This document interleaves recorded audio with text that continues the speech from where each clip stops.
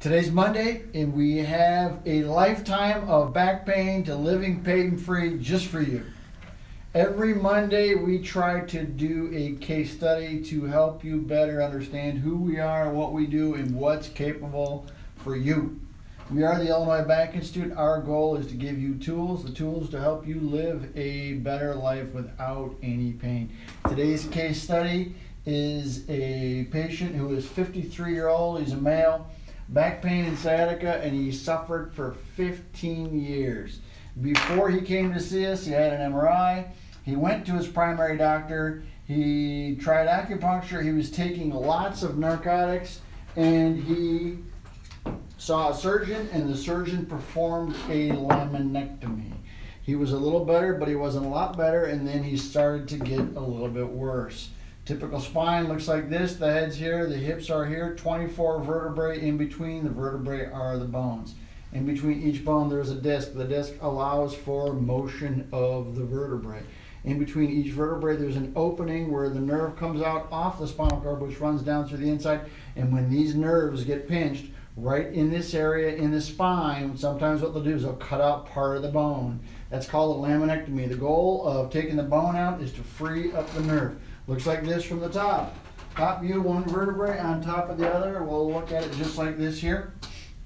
Here's the end plate of the vertebrae. We're seeing the spinal cord as it goes through the inside. When it gets pinched in this area right here, what they'll do is they'll cut out part of that bone. This area is pinching the spinal cord and the spinal nerves. They'll cut it out. They'll take it all the way out. That's a laminectomy. They're taking the lamina out, and the whole idea is to free up that space. The problem, and this is his problem, is you can free up the space, but it does not change the load on the disc. And when you don't change the load on the disc, the way the stresses are distributed across the disc, again, this is the top view, and what happens sometimes is you change the direction of the load, and it'll start to compromise the outer portion. So if you free up the bone and you don't solve the problem in the disc, then the problem very often doesn't go away, or it gets worse. And that's what they call failed back surgery syndrome, which is what he had. He had surgery, he didn't get any better, so they're saying technically the surgery failed. Although if they took the lamina out, probably that part of the surgery was a success, but the patient did not get any better. He had failed back surgery syndrome. We have a 9-step process, and part of our 9-step process is to do an evaluation of the disc.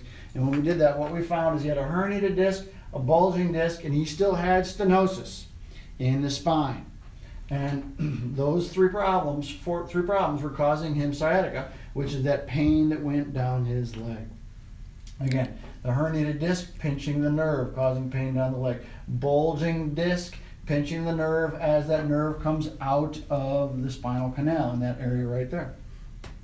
Stenosis, which is the narrowing, pulled out the lamina but still had stenosis in other areas of his spine.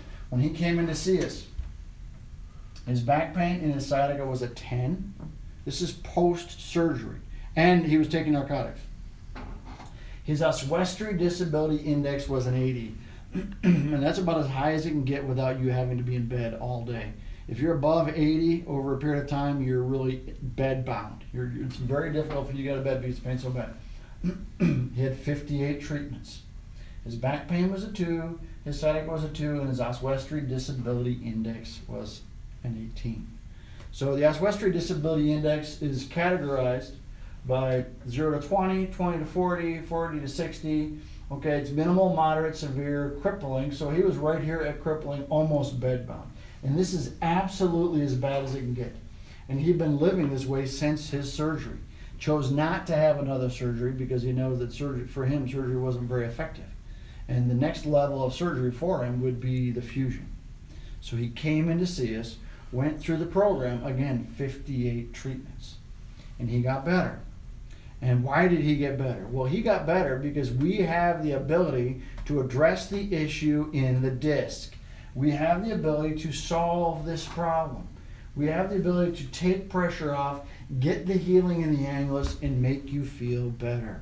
What's the lesson of the day?